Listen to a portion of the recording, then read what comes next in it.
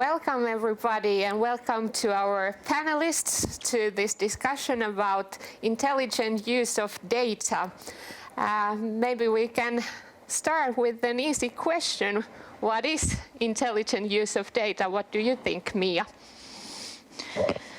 Well, I think I would give this two definitions. The first one being data intelligence as a practice in which we gather data and we analyze it, and then we prepare it, we report it, and then we take the results and as information that we use as insight to improve our products and our services and have a positive business impact.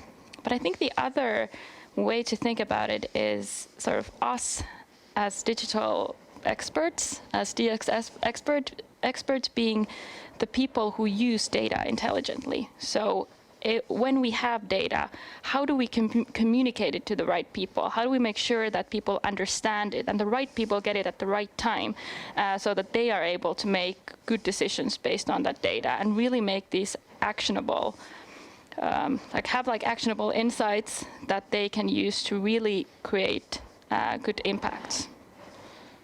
Yeah, and I think I can expand a little bit on the data intelligence aspect that Mia mentioned. I think for a data scientist, the point of having intelligent use of data is to enable flexible and adaptive behavior. And of course, what that means will depend on the project in question and the product in question. But in general, I think there are maybe three levels of intelligent use of data currently. So the first level being something like the standard offline data analysis. This is things like customer segmentation or static user testing or something like this, where perhaps quite complex data analysis procedures are used, but at the end of the day, it's a human who's making the decision. On a second level, you have products where a live online process is enhancing the product in some way. So this is something like content moderation, automatic content moderation, or a recommendation system where the system observes the behavior of the users and then recommends products or content based on the previous behavior. And here the difference is basically that the decisions are being made by the computing process itself.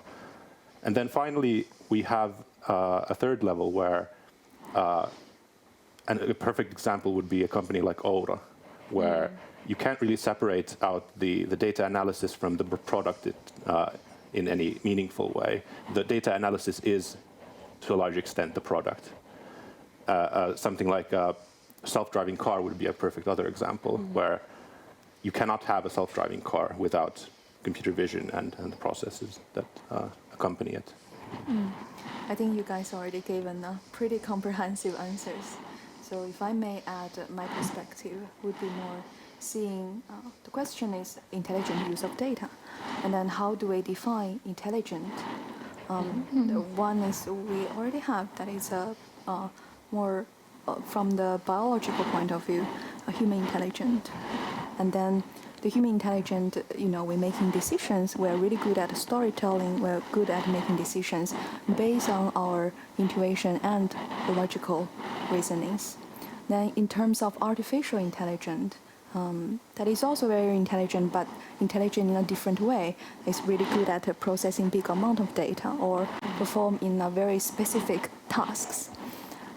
So I see a very good combination of both intelligent in use. And actually, I think that is already very well embedded in our day-to-day life. Like you have given off self-driving car to fully realizing that. Before that, now in the modern cars, we have a lots of good sensors and good artificial intelligence embedded in to prevent the traffic accidents. Super interesting points. You talked about a lot about decision making, and I would like to know next, how is data-driven decision making carried out in digital experience development projects or that sort of context? Caroline, what kind of experiences do you have? Yeah, sure. in practice, every project is different, naturally. I think my suggestion would be, before we start a project, try to have an initial assessment. What is the data maturity of the client? And then how ready the problem is already defined before we come into the development side. And as well, to have a understanding that if the client is ready to start using the data-driven, make their decision. And different scenario will have different strategies. But if we look at a general process, starting point is always to discovering, understanding the whole context of the problem, the people involved in it, software involved in it, and data that we are tracking in that process. And to define the understanding, then we're utilizing the qualitative data or quantitative data, and then combine our understanding. Once the understanding is laid off, then we start popping up different ideas. That's when the ideation phase happens. And when we have idea, we make it a quick prototype, rather through the design tools or a proof of concept that we coded ready. Then we conduct to the user test. Then from that, we also learn from the user data to know which idea we want to carry it on moving forward for development. Before we start development, at least in my project, I'll always focus on define that clear hypothesis. That hypothesis should link to the business KPI or the goal that we want to achieve for the project. Then define through brainstorming with a business owner or project owner, define a measurable metrics as something we can really track back whether we succeed or not. So then once we have that defined, we start development and then we deploy the result. And then it depends on the different project, we will give different duration to measure that metrics. And once that we find we didn't realize or we misunderstood, then we learn from there and we continue next round of the development phase. Yeah, wow, what an answer. Yeah, I think you said, you explained it like really, really well. The only thing that I would maybe add to that or emphasize from my perspective is the importance of the data gathering and prepping in the beginning of a process or a project, where you really have to take in as much data as possible sort of objectively and maintain that it's really like reliable and that it's understandable to everyone. So that way we can make sure that we don't have any biases in the way that we interpret the data. So the data comes to us sort of objective, it's an objective intake, and then we get information on it, and then we gather the insights. But the insights already have a little bit of interpretation in them. So the data that we gather needs to be objective, and it also needs to be really accessible. And I think this is something that is always really important to remember, that we maintain the accessibility of the data to everyone involved in the project, not just in the beginning, but throughout the project. And it's easy and sort of like simple to go back to the original benchmark data to make sure that you are heading to the right direction. So you don't have to remember like, oh, in the beginning we had this and those information bits. Now I wonder what to do with them. But instead, it's really easy to go back. And even at the end of the project, as Caroline mentioned, you have this iterative process. So you have to maintain the sort of integrity of the objective data so that you have the intact data that you compare to when you move on in the process. Yeah, I think I can sort of agree with both me and Caroline on the previous points. Maybe what I want to emphasize is two facts. One is the fact that you really need to be quite goal-oriented and purpose-driven. You need to understand why a project is being sort of undertaken. So nobody wants to be in a project and have the sort of final meeting 1 month or 3 months after the start, and then somebody asks what the value of all of this was. You want to know the value when you start, and you want it to be sort of certain throughout the project. For the second point, I think as a data scientist, data-driven decision-making brings to mind the fact that you're basing your decisions on data means that any bias you have in the data will also manifest in the decisions that you make. And this is not a case against data-driven decision-making. You will have biases in any case. It's mainly a case for being very sort of observant of the biases in your data and sort of the interpretations that you take out of the data that will be affected by that. Definitely. Maybe we can talk about the data itself next, and I would like to ask you, how should we then gather the data and how we could intelligently use it produced by AI? And maybe Aleksander, maybe you would like to go first with this one. Yeah, what do you I think? sort of started already, so maybe I can continue. Yeah, I think for the gathering part, you have to be aware of the biases, but I think one of the challenges that I, as a data scientist, face in many projects is the fact that when I come into the project, the data is often already gathered, and it may be gathered before the sort of questions of interest are defined in the project.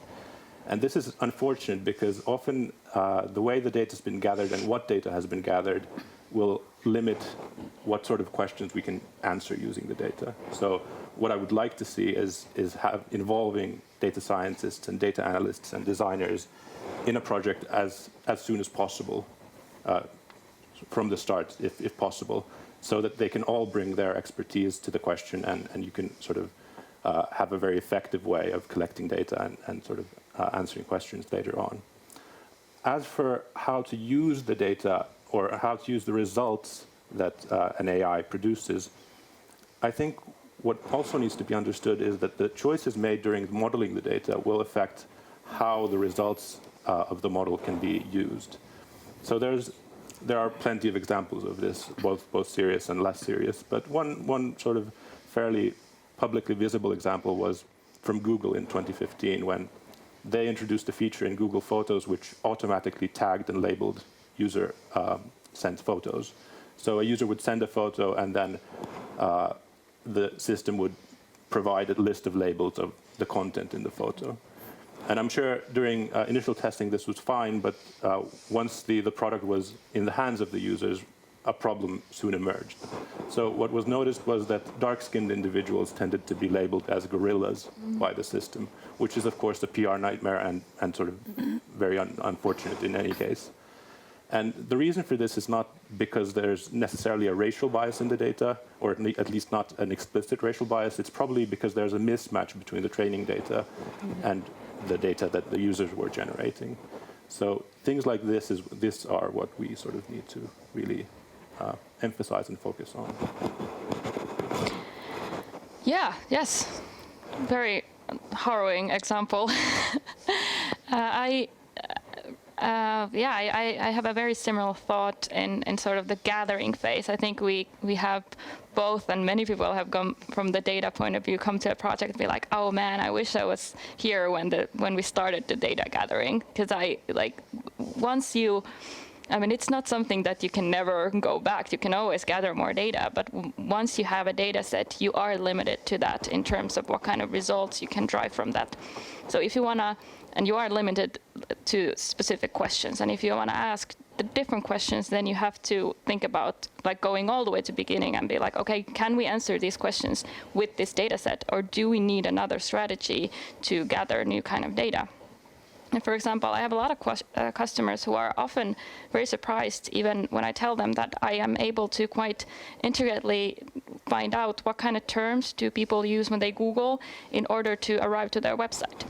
And so, for example, if you have a customer that sells dental hygiene products for the elderly, their most popular keyword that they are going into the site, that people are going to the site, is banana gum. So we need this kind of information in order to know what the reality of the website and what the reality of the digital process really looks like to an average customer.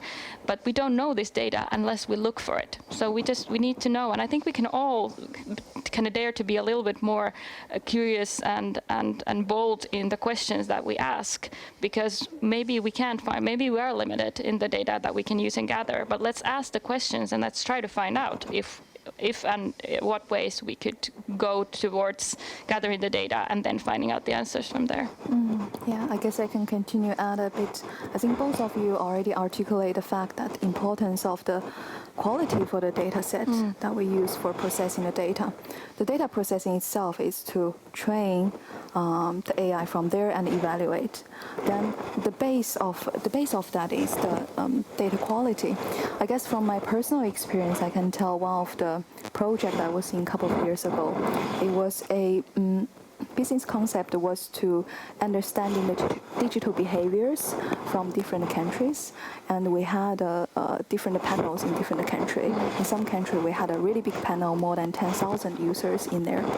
And one of the challenge we find out as a designer working in that project, that the panelist in the panel doesn't really represent with the demographics. And in order to represent the digital behavior, then we need to really have that representatives of what is a population. Then I think we see the challenge in the data quality, but how to solve it, it's more of a business problem. The challenge was that we couldn't really get in those people who are tech savvy or who have a good data or privacy awareness. They don't want to join this kind of panel, give out my digital data and get a small amount of monetary rewards in the end of the month. That was not a business model to track them. So what we did as a solution at that time is to do a rebranding for the whole panel. So as an outcome of the rebranding, we have defined the 3 pillars. This was happened around 4 or 5 years ago. And at that time, we defined the first value pillar is to give a full transparency, how the data is used. Second one is responsibility, and third one is the trustworthiness. And in practice, it means if you join the panel and when you are the owner of your data, one day when you leave in the panel, then all the trace of your data is also deleted from the panel, and your data is absolutely used anonymously. So I think at that time was a good step forward, and not just to solve the problem from a technology point of view, as well to understand the context, why this challenge happened, how might we solve it. That's my side from the gathering the data. In terms of how to use the data that's produced by AI, I would say that I see the result given by AI, it's more as a suggestion, because AI itself, the decision giving, it's based on the historical data that we feed into the AI, and then it's a mathematical process how to generate that decision, where it doesn't really understand what is the AI doing. It doesn't really understand what are the consequences the AI can bring. Where human understand what is the technical side of that, what is social impact can bring. So in terms of getting the AI, let's take it as a suggestion, not too literally. From design point of view, I would also like to highlight the fact we can also think about when we're designing an AI, how do we give that a tone of voice to represent AI information more as a suggestion than the final confirmation. Yeah. Thanks for sharing these examples and experience. Super interesting. Maybe if we look into the future next, what do you think? How is the future of using data intelligently going to be like? Well, I think I can start with this. I think there's a lot of advice that we've already sort of mentioned that should be taken to heart about having representative data and avoiding bias and really understanding what the project is going for and what the data can tell us. In practical terms, I think it will depend a lot on the company. So there's a lot of variation between companies in terms of what the AI or machine learning maturity of the company is. So there are a lot of companies that don't have a lot of experience, and for those companies, the sort of recipe would be to take baby steps and sort of promote proof of concept projects and then sort of bit by bit promote those into active use and thereby collect experience and sort of collect or sort of gain confidence in providing AI solutions. On the other sort of end of the spectrum are companies like Aura, who already have a lot of hard-won experience and expertise in AI and machine learning. And of course, there it's really difficult to say what they should do next. I'm not going to speculate right now for Aura specifically, but what I think is that there are a lot of techniques in AI and machine learning that aren't seeing much use right now. So there are things like computational creativity, which means having a computer generate some sort of new creative content, whether that be new text or new images or sound or whatever. And this is something that's perhaps been in the media recently, but it's not in sort of regular industrial use yet.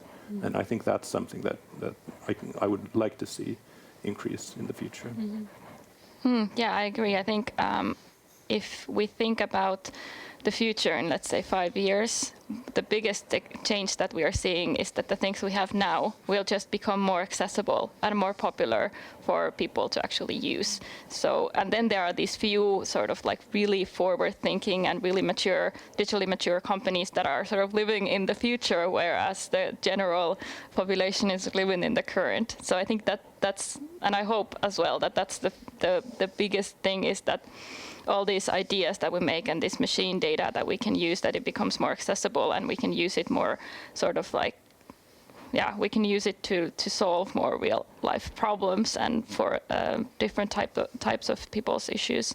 And I think I'm also seeing this sort of twofold future, where one part is these machines learning to communicate with each other better and producing these small sort of ecosystems of their own making, where you have these predictive algorithms and they feed information somewhere, and then the machine makes a product or makes a solution, and then they kind of carry on. But even there, we need to be really vigilant, as you mentioned, keeping in mind these ethical solutions. And I think it was really well put when you said that the algorithms, we should take them as recommendations, not as a given. So we need to remain there to kind of like oversee those.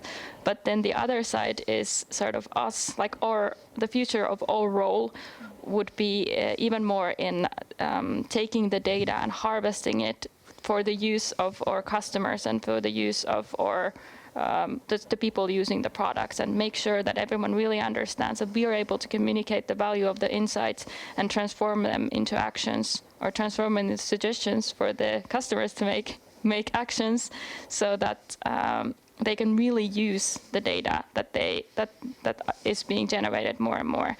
So sort of our future as this bridging the gap between the data and then the actions that the customers can take.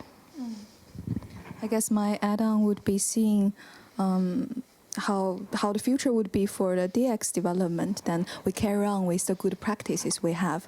Like early on, both Mia and Aleksander already mentioned that we want to encourage more multidisciplinary contribution for the project at the starting phase already, not joining it when we already have everything set. You just do that small, narrow part of the work. That's not the future we envision for. On the other hand, I think we definitely can be benefit from the AI. AI can give that unique values that our human now don't have. For example, AI is really good. AI still can be creative, like Aleksander, you have given an example. In other fields like architecture and industrial design, they are also experimenting different ways to create solutions. It's called a generative design. So they are utilizing the computing algorithms and then generate all sets of solutions based on the parameter that was fed in through designer, business people, or data scientist or engineer, and then fine-tune the solutions. And then they plan more on evaluating which solution works. So I think that's one way we go. And still, if you look at the process I early on laid out, from discovering to ideation, make a prototype, and testing, in that process, even how we develop, there are still lots of manual work. I think AI can help us to optimize those manual works. One of the examples I discovered when preparing this topic, that there is an application. You can take a picture of the drawing you made through pen and paper, and by taking the picture, a fancy UI is already automatically generated and can be seen from Figma. I think imagine the time we save from that simple picture taking. Yeah. Wow, that's interesting. Caroline, you talked about more DX context already. If we think about a bit your personal point of view, how do you see your role now and in the future concerning AI and digital experience development? Yeah, I think I touched upon that topic a bit already. Well, I see designer has two type of work. One is the craftsmanship, that making things happen. Then the other side is about facilitating and enabling the better understanding of the context. If you are a typographic designer with the AI involved in it, maybe the need for that type of design will be reduced in the business world. But on the other hand, I think it doesn't mean the work won't be appreciated. Perhaps that type of work will be more seen as a form of art, right? I think we can also see today when you do painting, it's more of an art. And then also reduce our cognitive load, more focus on what we want to do, what we are interested to do, rather than just doing the part of the manual work produced outcome. Then the other part is what I said about the generative design. It hasn't been yet used in the digital development project, but I think it's a matter of future.